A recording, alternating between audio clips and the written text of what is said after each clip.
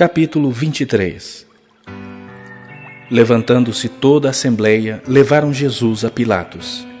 E ali passaram a acusá-lo, dizendo: Encontramos este homem pervertendo a nossa nação, vedando pagar tributo a César e afirmando ser ele o Cristo, o Rei. Então lhe perguntou Pilatos: És tu o Rei dos judeus? Respondeu Jesus: Tu o dizes.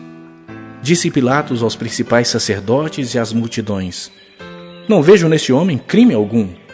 Insistiam, porém, cada vez mais, dizendo: Ele alvoroça o povo, ensinando por toda a Judéia, desde a Galileia, onde começou, até aqui. Tendo Pilatos ouvido isto, perguntou se aquele homem era galileu. Ao saber que era da jurisdição de Herodes, estando este naqueles dias em Jerusalém, lhe o remeteu. Herodes, vendo a Jesus, sobremaneira se alegrou, pois havia muito queria vê-lo, por ter ouvido falar a seu respeito. Esperava também vê-lo fazer algum sinal, e de muitos modos o interrogava. Jesus, porém, nada lhe respondia. Os principais sacerdotes e os escribas ali presentes o acusavam com grande veemência. Mas Herodes, juntamente com os da sua guarda, tratou-o com desprezo e, escarnecendo dele, fê-lo vestir-se de um manto aparatoso e o devolveu a Pilatos. Naquele mesmo dia, Herodes e Pilatos se reconciliaram, pois antes viviam inimizados um com o outro. Então, reunindo Pilatos os principais sacerdotes, as autoridades e o povo, disse-lhes: Apresentastes-me este homem como um agitador do povo, mas, tendo-o interrogado na vossa presença, nada verifiquei contra ele dos crimes de que o acusais. Nem tampouco Herodes, pois nolo tornou a enviar.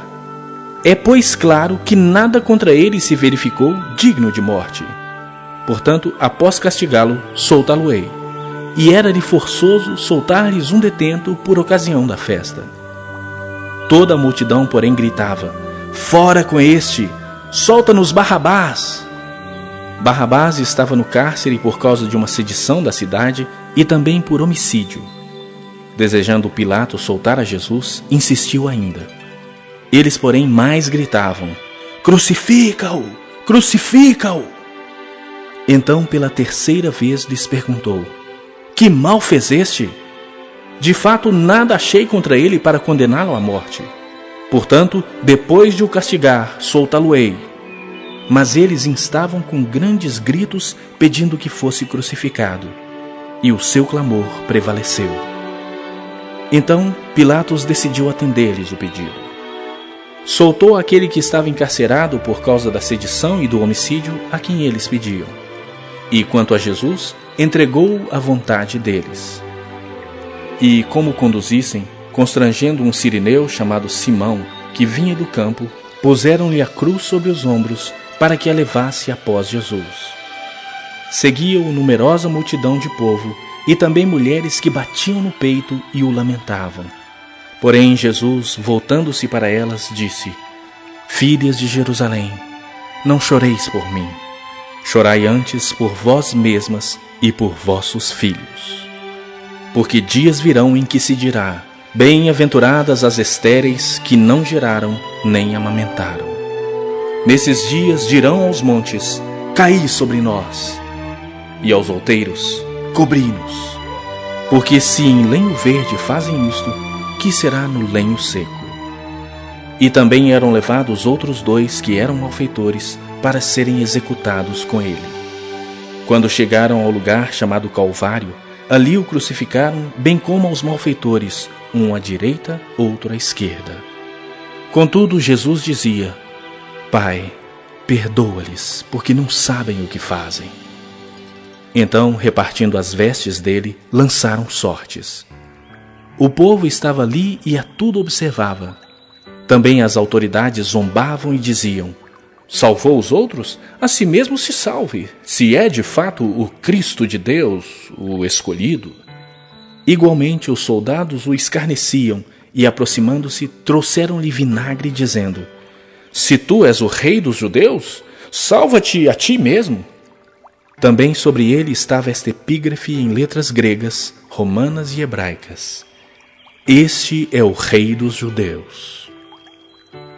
Um dos malfeitores crucificados blasfemava contra ele, dizendo: Não és tu o Cristo? Salva-te a ti mesmo e a nós também. Respondendo-lhe, porém, o outro, repreendeu-o, dizendo: Nem ao menos temes a Deus, estando sob igual sentença? Nós, na verdade, com justiça, porque recebemos o castigo que os nossos atos merecem, mas este nenhum mal fez. E acrescentou: Jesus, lembra-te de mim quando vieres do teu reino. Jesus lhe respondeu: Em verdade te digo que hoje estarás comigo no paraíso.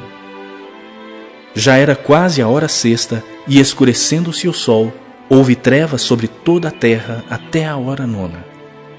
E rasgou-se pelo meio o véu do santuário.